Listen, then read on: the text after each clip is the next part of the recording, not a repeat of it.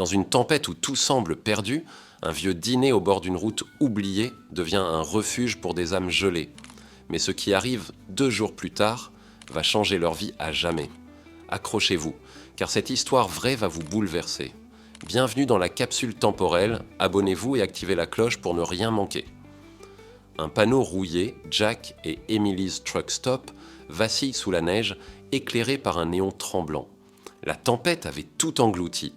L'autoroute, autrefois vibrante de grondements de moteurs diesel, était devenue un ruban blanc, avalé par une neige furieuse qui s'abattait en rafales épaisses. À l'intérieur du Jack et Emily's Truck Stop, un petit diner délabré au bord de la route 66, Emily Thompson, la cinquantaine marquée par les soucis, distinguait à peine le monde au-delà des vitres givrées. La neige fouettait les fenêtres en vagues incessantes, brouillant l'éclat vacillant du vieux panneau néon qui portait leur nom. Le lettrage rouge et bleu clignotait par intermittence, comme un cœur au bord de l'arrêt, projetant des ombres fantomatiques sur les murs écaillés du dîner. Émilie resserra son vieux gilet en laine gris autour de ses épaules, ses doigts calleux effleurant le tissu usé. Elle essuya le comptoir en formica jauni pour la 10e fois de la soirée. Un geste machinal, presque méditatif, bien plus ancré dans l'habitude que dans la nécessité. Les affaires étaient mortes dans ce jour-là, asphyxiées par la tempête, mais aussi par une vérité plus cruelle. La nouvelle autoroute, construite à 6 miles à l'ouest, avait détourné le flot des camions comme une rivière changeant de lit. Les factures s'empilaient sur le bureau du fond, cachées derrière des menus plastifiés que plus personne ne lisait. La banque avait appelé 2 fois cette semaine. Émilie évitait leurs messages, mais leur poids pesait sur ses épaules comme un manteau de plomb. L'horloge derrière la caisse, un vieux modèle à aiguille, avec un tic-tac insistant, marqua 7 heures, l'heure de fermer.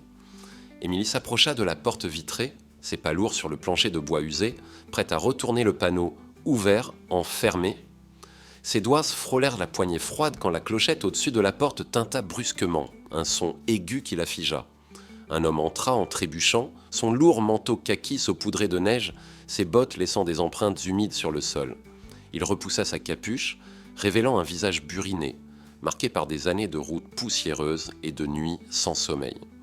Ses yeux, d'un gris fatigué, cherchèrent les siens. « Y a-t-il une chance que vous serviez encore ?» demanda-t-il, sa voix rauque éraillée par le vent glacial. « L'autoroute est bloquée à 15 miles d'ici. Rien d'ouvert, nulle part. » Émilie hésita, son regard glissant vers les étagères presque vides derrière le comptoir. Quelques boîtes de soupe, un demi-pain rassis, une cafetière à moitié pleine de café tiède qui crachotait sur la plaque chauffante. Elle n'avait presque rien à offrir. Puis elle croisa à nouveau les yeux de l'homme et quelque chose en elle céda. Pas de la pitié, mais une sorte de devoir silencieux. « Entrez, dit-elle doucement. Venez vous réchauffer. » Il s'installa sur un tabouret au comptoir, tapant ses bottes pour chasser la neige collée aux semelles. « Mike !» se présenta-t-il, frottant ses mains rougies par le froid. Avant qu'Émilie ne puisse répondre, la clochette tinta encore, puis encore. Un à un, d'autres chauffeurs entrèrent, leurs silhouettes massives emmitouflées dans des parkas alourdis par la neige. 12 en tout, des hommes et une femme, tous épuisés, gelés, bloqués par la tempête. Leurs visages racontaient des heures de lutte contre le vent, des miles de solitude et une faim qui allait au-delà du ventre. Émilie sentit son cœur se serrer. Ils avaient à peine de quoi tenir jusqu'à demain, encore moins pour nourrir une salle pleine de chauffeurs affamés. Elle jeta un regard vers la cuisine, où Ethan, leur jeune employé de 19 ans, essuyait le grill avec l'air résigné de quelqu'un habitué aux soirées vides. Dans un coin, Jack, son mari, observait depuis son fauteuil roulant, à moitié dissimulé dans l'ombre. Sa vieille veste en jean, celle qu'il portait depuis leur début sur la route, pendait lâchement sur son corps amaigri. Ses yeux, autrefois vifs comme des phares, semblaient éteints. Mais ce soir, ils s'attardèrent sur la porte, sur la foule grandissante, et une lueur, faible mais réelle, y scintilla. Émilie prit une décision sans la formuler. Elle fit signe à Ethan. « Utilise tout ce qu'on a, dit-elle, la voix ferme malgré l'incertitude qui lui tordait l'estomac. Personne ne dort dans le froid ce soir. » Et ainsi, le dîner resta ouvert. Si cette histoire d'humanité et de résilience vous touche déjà, abonnez-vous à la capsule temporelle et donnez un pouce bleu pour nous aider à partager plus de récits comme celui-ci. Les assiettes cliquetaient.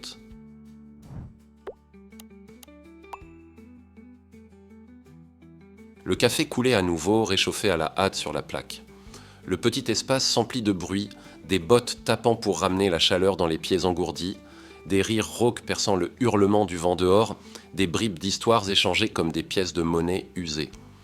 Émilie et Ethan s'activaient, servant des bols de soupe claire, des sandwichs faits de pain dur et de tranches de fromage ramolli, des œufs brouillés, tirés des dernières réserves. Les étagères du garde-manger se vidaient à vue d'œil, mais Émilie ne comptait pas. Elle souriait, échangeait des mots simples avec les chauffeurs, leurs voix graves et leurs regards reconnaissants lui donnant une chaleur que le vieux chauffage à gaz ne pouvait égaler. Jack, depuis son coin, observait. Sa chaise roulante grinça légèrement lorsqu'il s'avança, attiré par les conversations. Pour la première fois depuis des mois, il parla, sa voix basse mais claire, racontant une anecdote sur une tempête dans le Dakota il y a 20 ans. Les chauffeurs l'écoutaient, hochant la tête, certains riant, d'autres ajoutant leur propre récit. Pendant quelques heures, le dîner retrouva une vie qu'il n'avait pas connue depuis que la nouvelle autoroute avait détourné le monde. Les murs, tapissés de photos jaunies, chauffeurs en casquette, bras autour des épaules, signatures griffonnées au marqueur noir, semblaient reprendre des couleurs sous la lumière tamisée des appliques. L'odeur du café fort se mêlait à celle du cuir humide et de la laine mouillée. Dehors, la tempête rugissait, mais à l'intérieur, c'était une bulle de chaleur, un refuge où le temps semblait suspendu. Émilie s'appuya contre le comptoir, essuyant ses mains sur son tablier taché de graisse. Elle regarda la neige s'amonceler contre les fenêtres, formant des congères qui menacèrent d'engloutir le monde extérieur. Une question muette remua dans sa poitrine. Quelque chose de bon peut-il survivre à un hiver comme celui-ci ? Elle n'avait pas de réponse, mais pour ce soir, elle n'en avait pas besoin. Ce soir, ils étaient vivants. Mais cette vie fragile fut mise à l'épreuve. Un grondement sourd secoua soudain le dînon, suivi d'un silence inquiétant. Les vieux chauffages à gaz, déjà poussifs, rendirent l'âme dans un soupir métallique. Le froid s'infiltra comme une bête, mordant les doigts et les visages. Les chauffeurs échangèrent des regards, certains resserrant leurs vestes. Mike, sans un mot, se leva du comptoir, ses bottes grinçant sur le sol humide. « Donnez-moi 1 minute », marmonna-t-il, disparaissant derrière la porte de la cuisine avec une lampe de poche tirée de sa poche. Émilie croisa les bras, ses dents claquant malgré elle. Les provisions s'amenuisaient à une vitesse alarmante. Le dernier œuf avait été cuit, la dernière goutte de soupe servie. Elle surprit le regard inquiet d'Ethan, ses jeunes yeux scrutant la salle comme s'ils mesuraient l'ampleur de leur situation. Elle lui adressa un hochement de tête, un geste qui se voulait rassurant. Mais à l'intérieur, elle sentait ses nerfs se défaire fil par fil comme un vieux pull trop usé. 10 minutes plus tard, Mike réapparut, les mains noires de graisse, un sourire fatigué éclairant son visage. « Réparé, du moins pour l'instant, » dit-il, essuyant ses paumes sur son jean râpé. Un murmure de soulagement parcourut la salle. Les chauffages toussèrent, puis reprirent leur bourdonnement laborieux. Ce n'était pas une victoire, juste un sursis. Mais la nourriture restait un problème. Émilie disparut dans la petite maison attenante au dîner, ses pas crissant sur le linoléum usé. Dans leur garde-manger personnel, elle fouilla avec des doigts gelés, attrapant tout ce qu'elle pouvait trouver, 3 boîtes de haricots blancs, un sac de pommes de terre à moitié germées, 2 plats de viande congelés qu'elle gardait pour leur dîner du dimanche. Elle porta le tout dans la cuisine du diner, posa les provisions près du fourneau et se mit au travail sans un mot. Ethan, comprenant sans qu'elle ait besoin de parler, alluma le grill et commença à peler les pommes de terre. Les chauffeurs remarquèrent. Leurs yeux s'adoucirent, leurs voix baissèrent d'un ton, empreinte d'une révérence silencieuse. Certains gestes ne se remboursent pas avec de l'argent, ils se payent avec du respect. Vous sentez la chaleur de ce moment ? Si cette histoire vous émeut, abonnez-vous à la capsule temporelle et mettez un like pour soutenir ces récits qui redonnent foi en l'humanité. Cette nuit-là, personne ne quitta le dîner. Les chauffeurs rapprochèrent les tables en formica, poussèrent les banquettes contre les murs, étendirent leurs vestes et des couvertures élimées pour en faire des lits de fortune. Émilie dénicha quelques quilts râpés dans un placard poussiéreux et les distribua, ses mains tremblant légèrement sous le poids de la fatigue. L'air s'emplit d'un mélange de rires étouffés, de conversations à voix basse et de l'odeur âcre du café réchauffé. Mike, toujours au comptoir, bidouilla la vieille radio à transistor posée près de la caisse. Après quelques crachotements, une station country des années 70 emplit la salle, les accords de guitare éraillés se mêlant au bourrasque dehors. Jack, pour la première fois depuis des mois, quitta son coin d'ombre. Son fauteuil roulant avança lentement, les roues grinçant sur le plancher. Il s'arrêta au centre de la salle, attiré par un chauffeur à la barbe blanchie par la neige qui le regardait avec un sourire en coin. « Toi, dit l'homme, pointant un doigt épais, t'es pas C.B. King ?» La salle se tut. Les têtes se tournèrent. Jack cligna des yeux, pris de court. Emily, qui essuyait une tasse derrière le comptoir, sentit son souffle se bloquer. L'homme à la barbe éclata d'un rire profond, un grondement qui brisa la tension comme un rayon de soleil. « Ouais, t'es Jack Thompson, pas vrai ? Tu m'as sorti d'un col de retour dans la tempête de 4/28.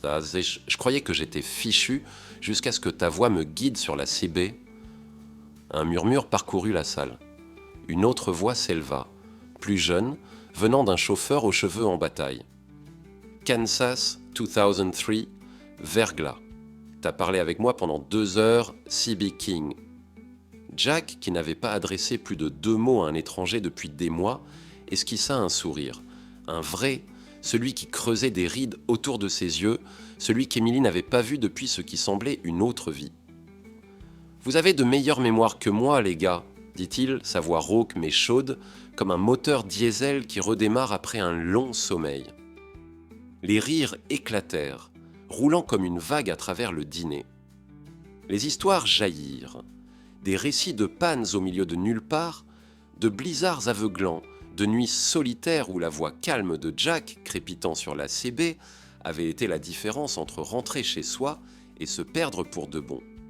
Emily, immobile derrière le comptoir, la main crispée sur la cafetière, regarda son mari revenir à la vie sous ses yeux. Elle ne dit rien, elle n'osait pas, de peur que le moment ne s'évanouisse. Au lieu de cela, elle versa une autre tasse, essuya une larme avec la manche de son pull et laissa la chaleur de la salle l'envelopper comme une couverture. Mais l'histoire de Jack et Emily ne commence pas ici, dans cette tempête. Pour comprendre ce moment, il faut remonter des années en arrière, à une époque où Jack Thompson était une légende murmurée sur les ondes radio à travers la moitié du pays. Il n'était pas le chauffeur le plus rapide, ni le plus bruyant, mais quand les tempêtes engloutissaient les routes et que la solitude pesait lourd dans la cabine, c'était sa voix, stable et rassurante, qui perçait la nuit. « Tiens bon, Mile 142, j'arrive », disait-il, et il le pensait. La route était sa religion, son camion, son hôtel.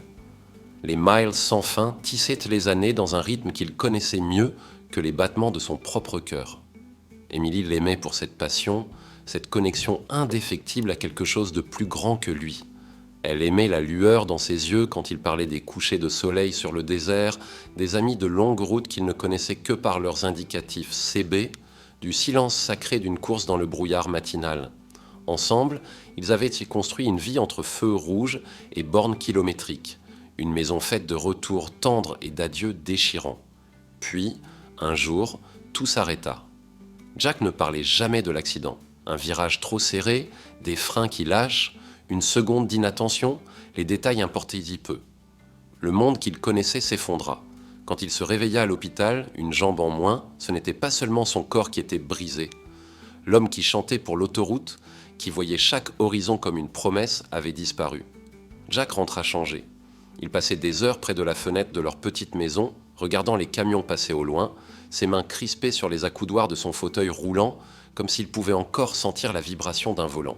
Emily restait à ses côtés, cuisinant, nettoyant, souriant à travers une douleur qui ne criait pas mais murmurait, jour après jour, jusqu'à ce que le silence devienne une blessure à part entière. Un matin, lasse de voir Jack s'éteindre, Emily posa 2 tasses de café sur leur table de cuisine rayée. « Si la route ne te porte plus, dit-elle, peut-être qu'on peut construire quelque chose qu'il fera. » Cet après-midi-là, ils signèrent le bail pour un vieux diner au bord de la route 66, un bâtiment croulant qui sentait la poussière et les rêves oubliés. Pour Emily, c'était l'odeur de l'espoir. Le Jack et Emily's Truck Stop ouvrit sans fanfare, avec un compte en banque presque vide. Mais bientôt, le bouche à oreille fit son œuvre. Les chauffeurs affluaient, le café fumait, les histoires s'échangeaient comme des billets usés. Les murs se couvrirent de photos.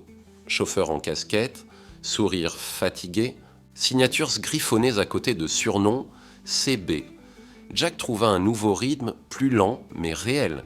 Il réparait des radios, donnait des conseils, devenait un phare pour les âmes perdues sur l'asphalte. Ce n'était pas la vie d'avant, mais c'était une vie, jusqu'à ce que la nouvelle autoroute détourne tout. Le parking, autrefois bruyant, devint un désert de gravier. Les banquettes restaient vides, le café froidissait dans la cafetière. Jack retourna à son siège près de la fenêtre, regardant un monde qui ne venait plus. Émilie se battait, cachant les avis de saisie, souriant plus fort, mais certaines batailles se perdent en silence, et certains rêves s'évanouissent tout comme de la fumée par une fenêtre entr'ouverte. Cette histoire vous rappelle que l'espoir peut renaître même dans les moments les plus sombres. Abonnez-vous à la capsule temporelle et mettez un pouce bleu pour ne pas rater la suite de ce récit incroyable. Revenons à cette nuit de tempête. À 8 heures, le dîner était plein à craquer.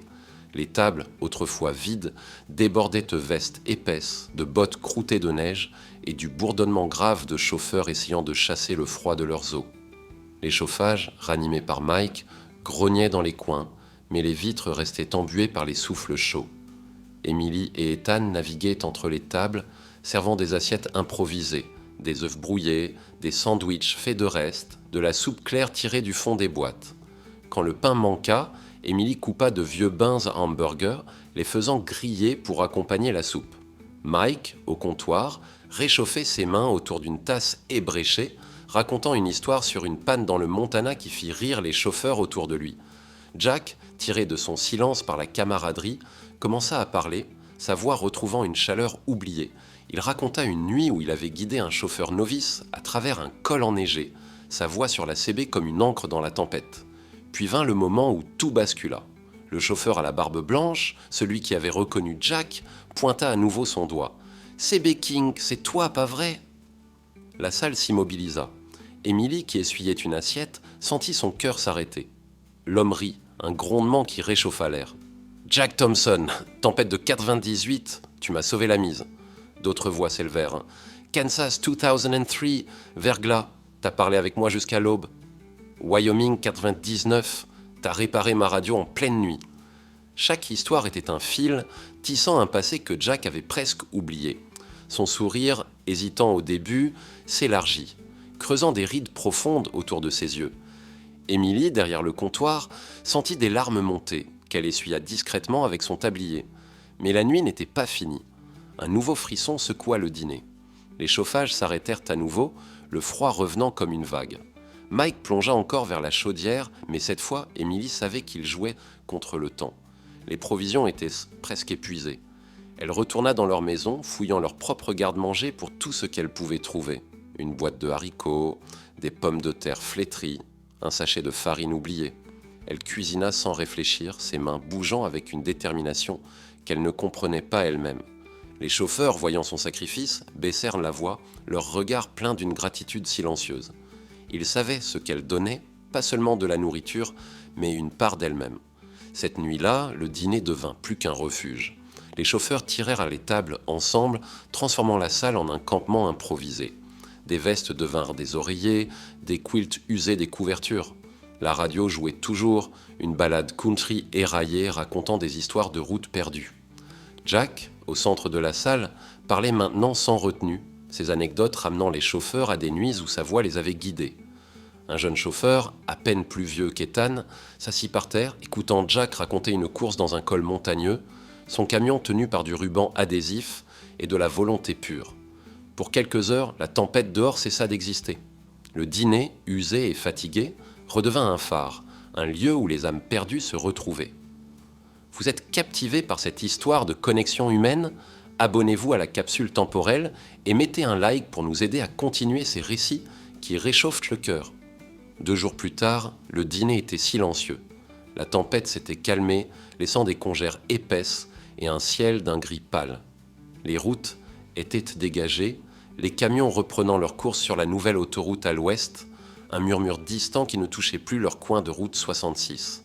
À l'intérieur, Jack essuyait le comptoir en cercle lent, son chiffon traçant des motifs sur le formica. Emily balayait près de la porte,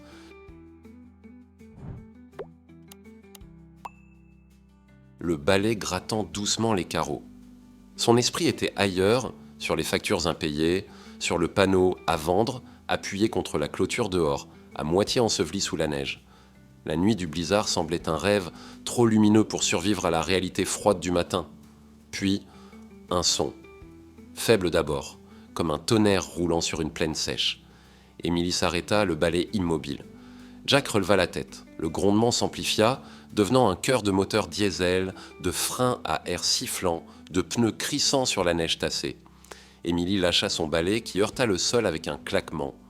Dehors, par les vitres givrées, un camion apparut, puis un autre, et encore un autre. En quelques minutes, le parking était une mer de riz rutilant, leur chrome scintillant sous le soleil pâle comme une caravane revenue au port. La porte s'ouvrit à la volée. Mike se tenait là, emmitouflé dans son manteau, un sourire en coin éclairant son visage buriné. « J'espère que t'as du café prêt », lança-t-il, sa voix résonnant dans le silence.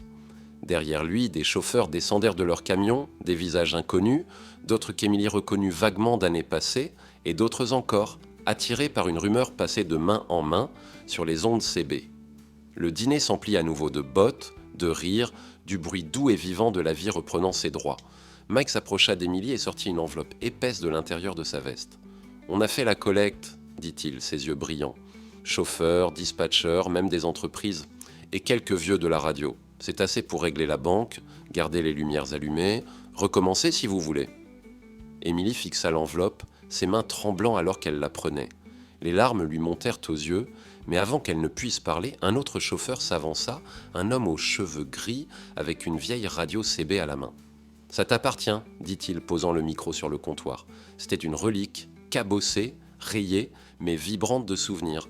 « J'ai ça depuis 92. Tu me l'as donné quand le mien a lâché en pleine tempête. Il était temps qu'il rentre. » Jack tendit la main, ses doigts effleurant le micro comme s'il craignait qu'il ne s'évanouisse. Sa gorge se noua, ses yeux brillants d'une émotion qu'il ne pouvait contenir. Émilie, le regardant, sentit son cœur se fissurer et se réparer en même temps. Mike tapa le comptoir avec un rire. Le mot circule, Émilie. Chaque chauffeur d'ici aux Rocheuses connaît Jack et Émilie maintenant. Vous ne vous débarrasserez pas de nous si facilement. Les rires éclatèrent, chauds et sauvages.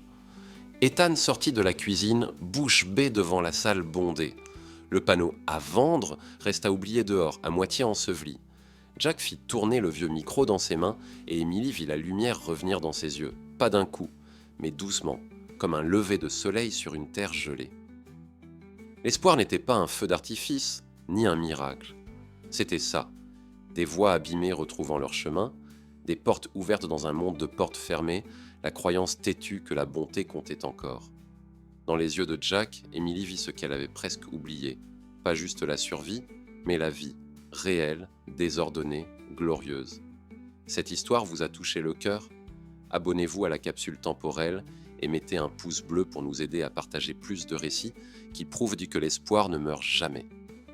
1 an plus tard, le Jack et Emily's Truck Stop étaient vivants comme jamais. Le parking débordait de camions, leur chrome étincelant sous le soleil brûlant d'Oklahoma. À l'intérieur, le dîner vibrait. Bottes tapant, café coulant, rires ricochant sur les poutres en bois. Une photo encadrée trônait sur le mur du fond, montrant Jack et Emily entourés de chauffeurs, souriant sous le panneau néon réparé. « Cet endroit est un peu légendaire », disait-on aux nouveaux venus. Emily gloussait, essuyant ses mains sur son tablier. « Le premier café est offert », lançait-elle. « Et une histoire aussi, si vous restez assez longtemps pour l'entendre. » Dehors, les camions allaient et venaient, leurs moteurs grondant comme un pouls. À l'intérieur, les histoires reprenaient, tissées de routes partagées, de nuits perdues et de secondes chances. Émilie s'appuya contre le comptoir, laissant le bruit de la ville l'envelopper. Et dans ce bourdonnement doré, elle sentit Jack à ses côtés, pas comme un souvenir, mais comme une présence, toujours là, surveillant la porte, accueillant la route à la maison.